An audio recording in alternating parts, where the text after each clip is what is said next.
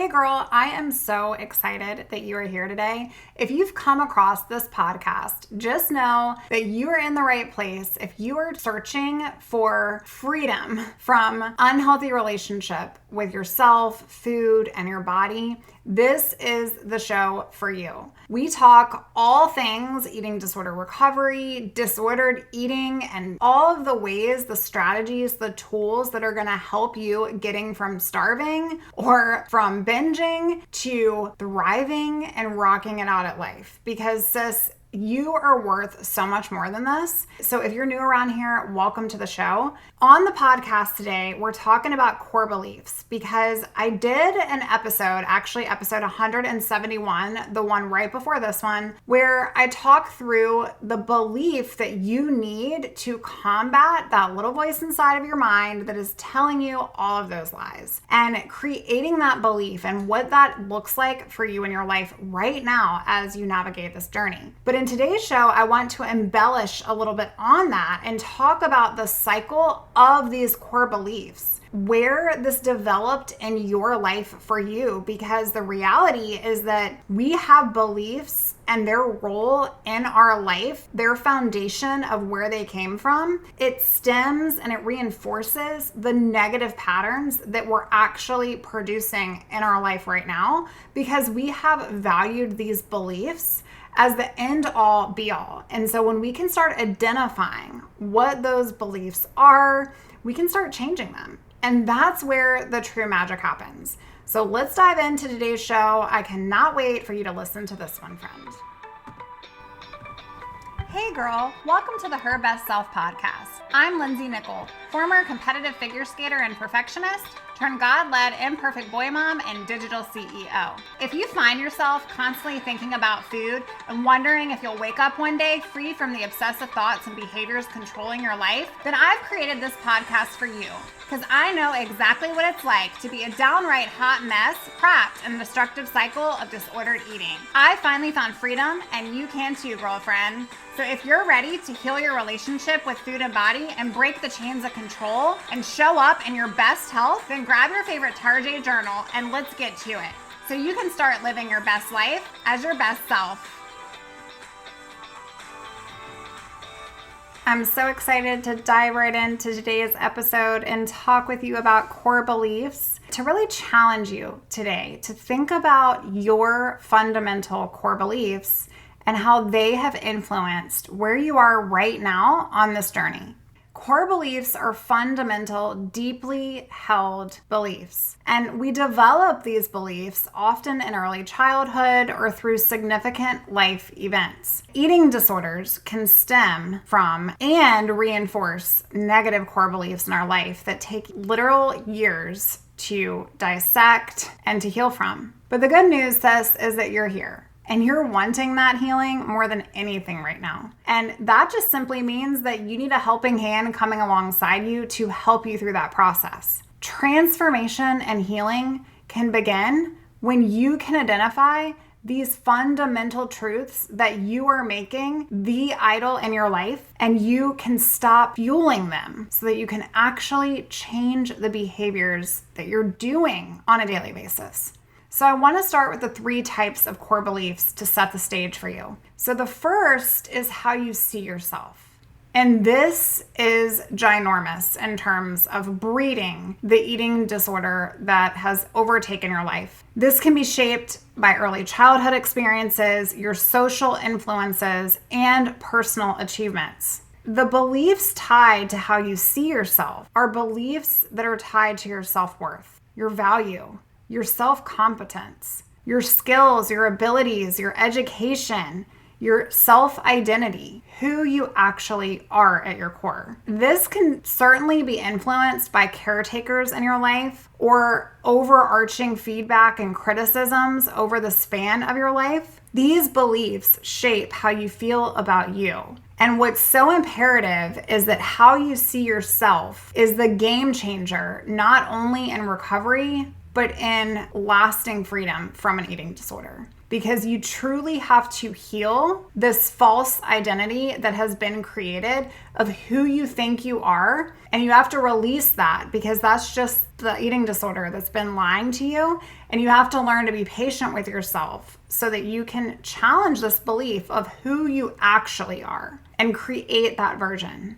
Because friend, you are becoming someone you've never met before. And that's what I want you to take with you today, is that when you're uncovering what has gotten you here, that's all great. And I'm not clinical, so I don't live in the place of dissecting our past, but it is important to evaluate the beliefs that you're holding true to so that you can change them and be patient with yourself in that process. And just realize that you are becoming someone you've never been before. So get ready. The second type of core belief is how you view other people.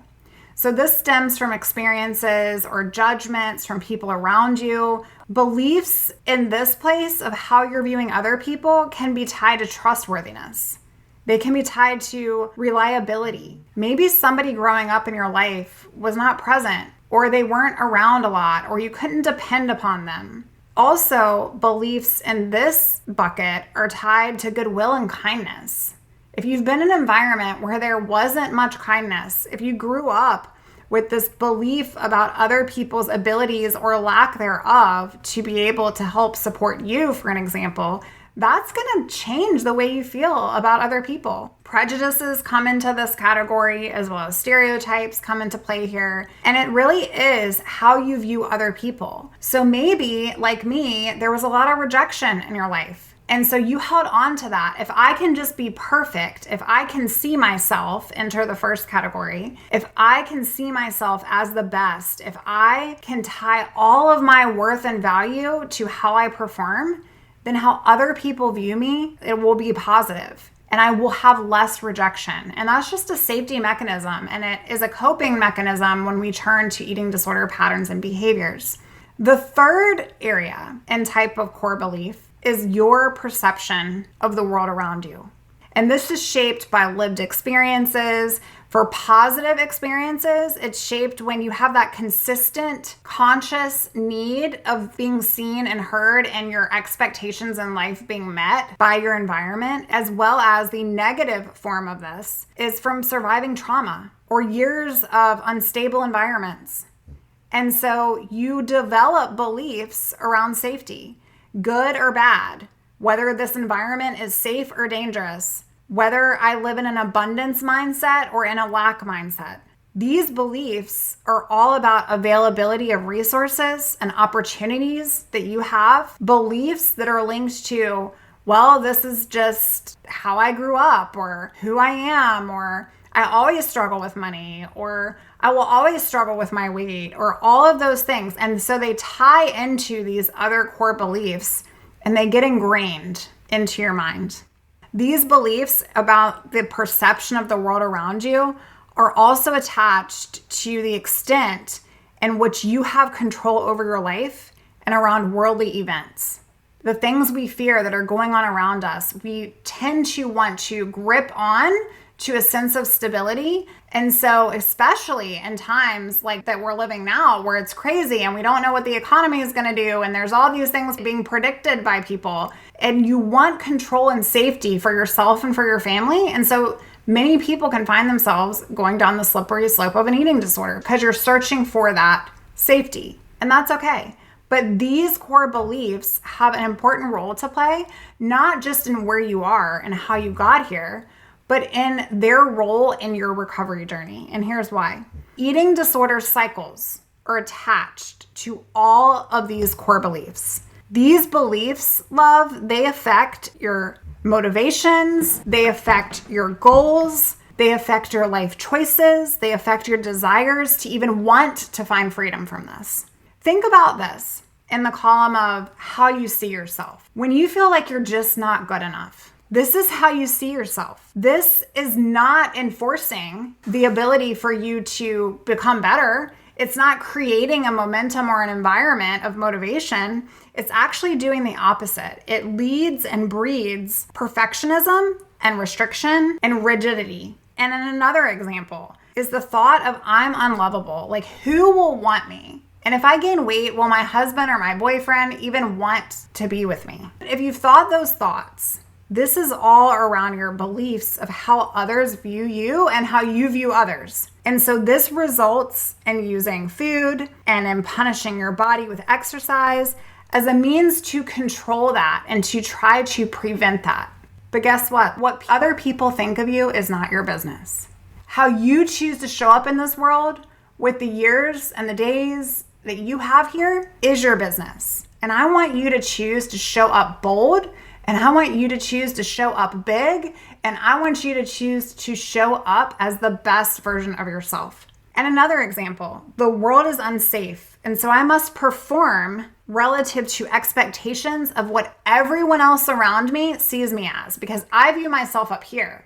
And therefore, if I come down any notches, I've failed. This just heightens the fact that you have to prove your value. You have to prove your worth to the world. And it can actually also result in isolation from the world. And that's where you might be finding yourself right now. So hopefully you can see how these core beliefs are reinforcing unhealthy coping mechanisms. But I want you to start changing the way you're thinking. And I want you to start shifting these core beliefs so that you can experience your best life. How you see yourself is so important, and you can break the cycle of negative self-perception by building up self-compassion, by listening to the show, by finding inspiration in other people that have gone through recovery, by learning to embrace your identity, and by understanding and becoming more aware that that voice that's inside of your head is just a false narrative. You don't have to restrict your food.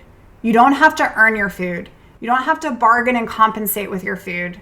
You're allowed to have nourishment and honor. And so how you start to see yourself as a daughter of the Most High, as a warrior, as a queen here, as somebody who is becoming someone they've never been before, that is going to shine and live life to the fullest and be the best mom and wife and colleague and friend, like that is the girl, that is the woman that you're coming into.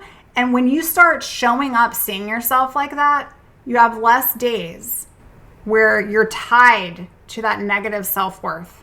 You can also reshape your views about other people and the relationships in your life. And you can reevaluate how much influence you allow other people to come into your bubble. This requires forgiveness. This requires trust. This requires setting boundaries for those people that may not be the best for you, but maybe they're family. And so you have to see them every Thanksgiving, right? But it's setting things in motion and also accepting support.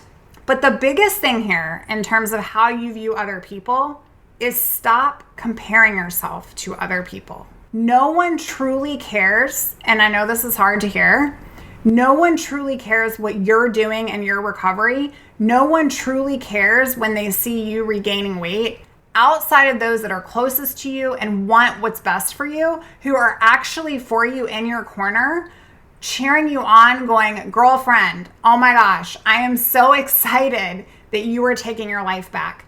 Outside of that, everybody else is just a bystander, and you need to stop giving your power away to those people who don't even have a seat at your table. But yet, we care so much about what they think of us.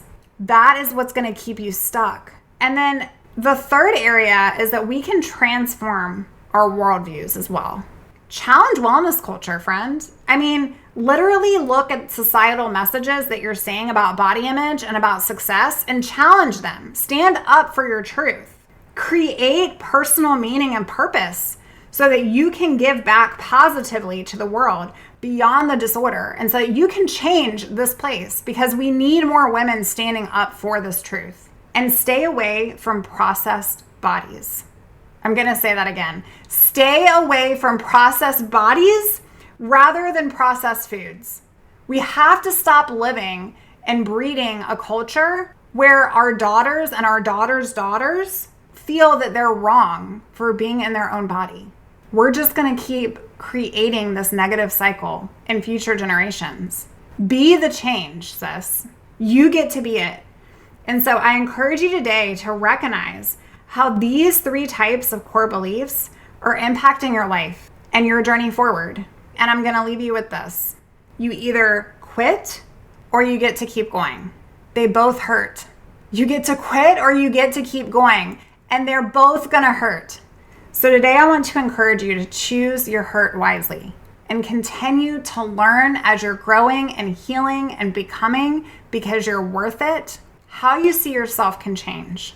How you see other people and what you allow them to see about you is so important as well. And that can change. And your perception of the world can go beyond you. It can change the world. I love you, friend, and I hope that this message has brought some peace into your life today. Thank you so much for listening to the show. I just want to say thank you, and I'd love to get to know you. Come on out to our private community, herbestselfsociety.com. If you are not on our email list, why not go to herbestself.co? We've got some good things coming your way. I cannot wait to share them. And just know that your future dream of freedom is so achievable. I cannot wait to meet you. If you're looking for personalized support, I have 1 slot, I repeat, 1 slot available for me personally to help coach you through the process of recovery. I also have great support coaches on my team, and we'd love to get to know you and get you the help and support that you need. Come on out to herbestself.co, fill out a client application, and I cannot wait to be back on the mic and talk to you real soon. Bye for now, sis. Oh, friend, thank you so much for letting me share what was on my heart today. My hope for this podcast is to help more women find freedom from food and body. If this has empowered or blessed you, let me know. I'd be honored for your rating and review of my show, and I'd love to connect with you in my private Facebook community. You really can move from perfection to purpose. Let's break the chains together. I'll help navigate the way. Until next time, bye for now, girl.